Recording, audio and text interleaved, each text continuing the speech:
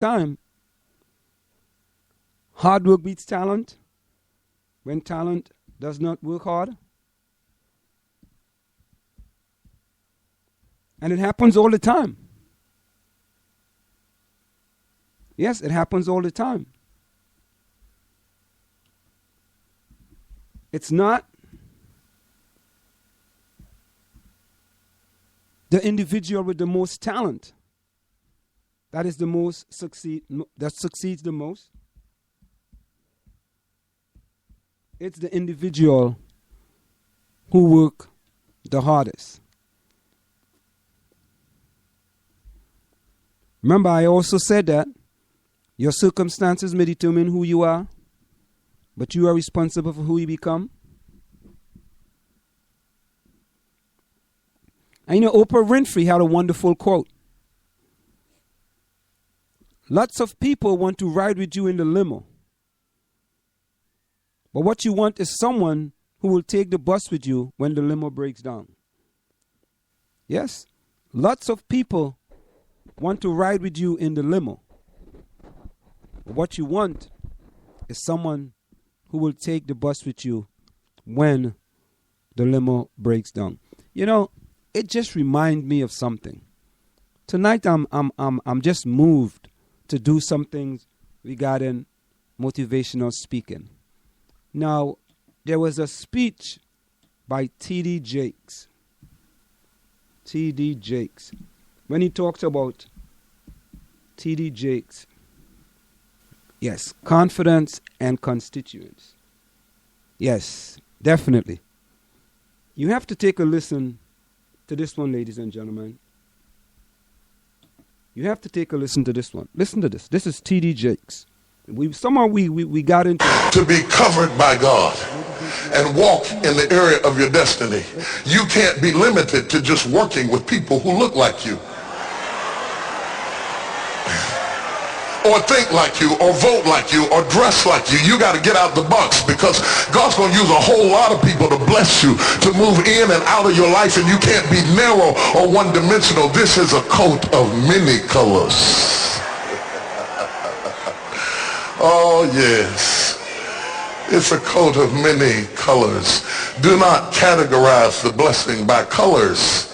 It is not the colors you need to watch. It is the character. Watch out for the character.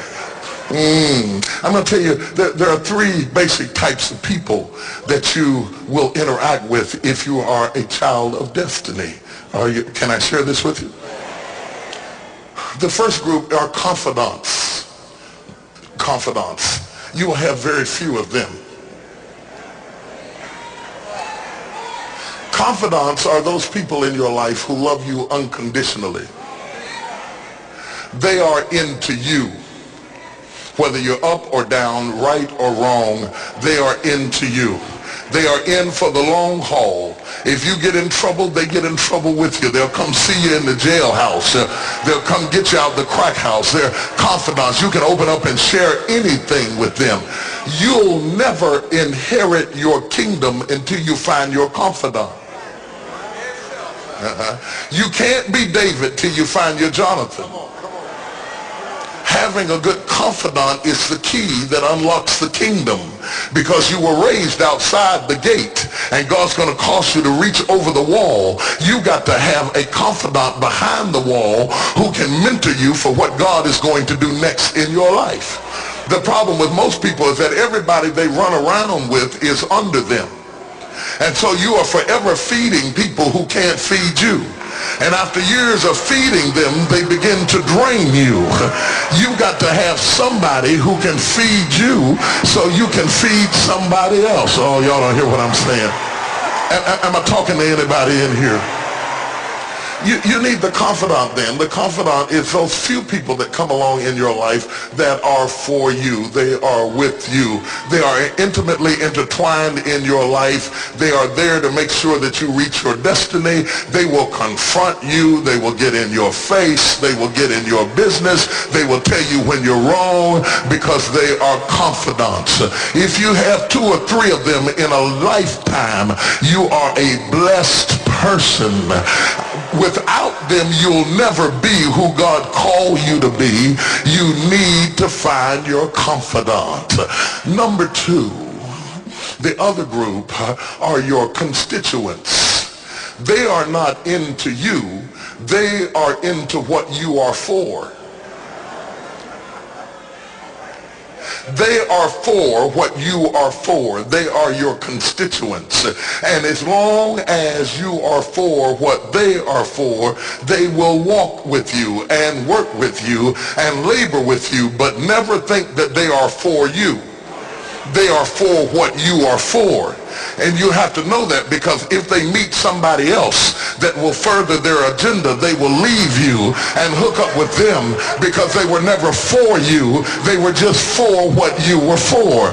They are your constituents. And throughout your life, if you're not careful, particularly if you're broken, you will mistake your constituents for your confidants. And you will think that they are for you when they are really not for you. They are just for what you are for. And by the time you get through falling in love with them, they will break your heart as they hook up with somebody else who is for what you are for, because it was never about you anyway. It was about the causes that you represent.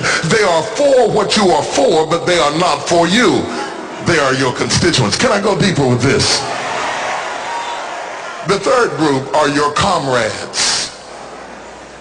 These people are not for you, nor are they for what you are for. It is just that they are against what you are against. And the comrades will make strange bedfellows.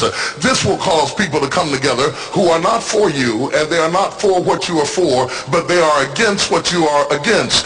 And they will team up with you to help fight a greater enemy. But don't be confused by their associations. They will only be with you until the victory is accomplished. These people are like scaffolding. They come into your life to fulfill a purpose. And when the purpose is complete, the scaffolding is removed. But don't be upset when they are removed, because the building always remains when the scaffolding is removed. What I'm saying to you, my brothers and sisters, expect the constituents and the comrades to leave you and desert you after a while.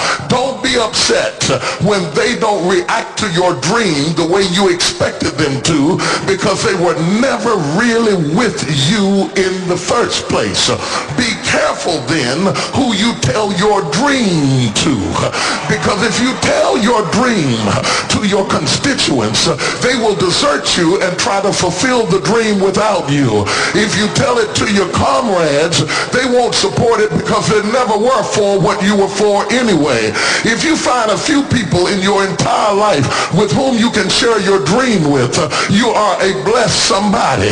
I can tell you how to identify people who are really for you.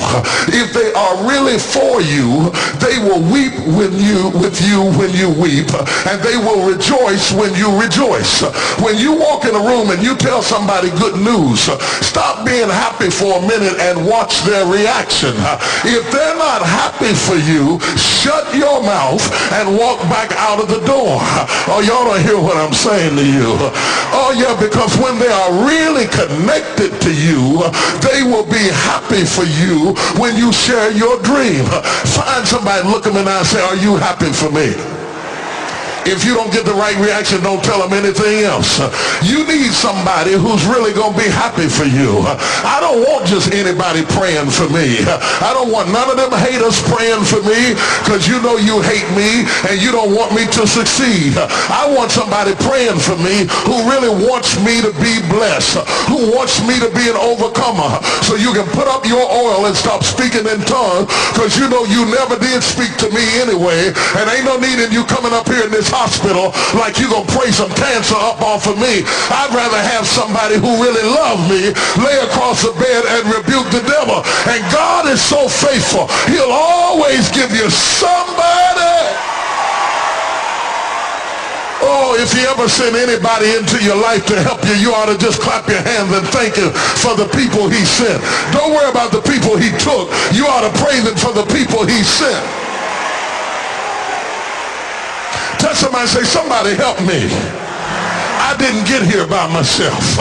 Somebody helped me to get here. Somebody taught me how to stand. Somebody got me behind the gates. Somebody taught me the protocol of the palace. Somebody encouraged me when I felt like dropping out of school. Somebody helped me when my back was up against the wall. Somebody mentored me when I was going through a divorce. Somebody helped me when I was going through a crisis. God is so faithful that he will never leave himself without a witness. He will send somebody.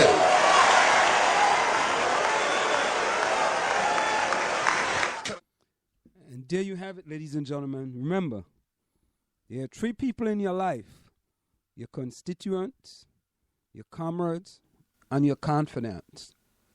Just remember, if most of them are constituents and your comrades, you have great difficulties. But if they're your confidants, you're going to be fine. So tonight, something just moved me, ladies and gentlemen, and I'm into that inspirational zone tonight. So we're going to continue along that line, and let's go listen to Les Brown talking about negative people. All I'm trying to do, ladies and gentlemen, is inspire you for a better tomorrow. So let's listen to Les Brown as he come and tell you about negative people. Many of you sure know about Les Brown. So let's listen to Les Brown. Say, birds of a feather flock together. You run around with losers, you will end up a loser. Unconsciously, you will pick up their ways, you'll pick up their habits, you'll pick up, most importantly, their attitude about life. If you're around cynical, negative people all the time, you will become cynical and negative. So you got to watch yourself. Many of us are living out the lives of other people, living out their conclusions, living out of their consciousness. The other thing is that you begin to looking at your life and looking at what it is that you want to achieve. Another crucial thing that you must do is align yourself with powerful people. Align yourself with people that can encourage you, people that can empower you, people that you can learn from, people that you can grow from. That's very important. See, if you have people around you that can contribute to your growth. When I wanted to become a speaker, I joined the National Speakers Association. I wanted to be around the Dr. Norman Vincent Peales, the Zig Ziglars, the Dwayne Dyers. I wanted to be around people that were doing what I wanted to do. I wanted to learn from them. You want to do that too. You want to align yourself with people who think like you, people who dream like you, people who want more out of life, people that are stretching and searching and seeking some higher ground in life. As opposed to the majority of people. Somebody said, always strive to get on top in life because it's the bottom that's overcrowded. And see, you don't want to be on the bottom. See, it's easy to be on the bottom. It doesn't take any effort to be a loser. It doesn't take any motivation, any drive in order to stay down there on a low level. But it calls on everything in you, ladies and gentlemen. You have to harness your will to say, I'm going to challenge myself. Sometimes I have to pull myself out of bed and say, come on, Les. Things I know I should do, I don't do. Things I shouldn't do, I do. I found that the biggest enemy you have to deal with is yourself. There's an old African proverb that says, if there's no enemy within, the enemy outside can do us no harm. So think about that.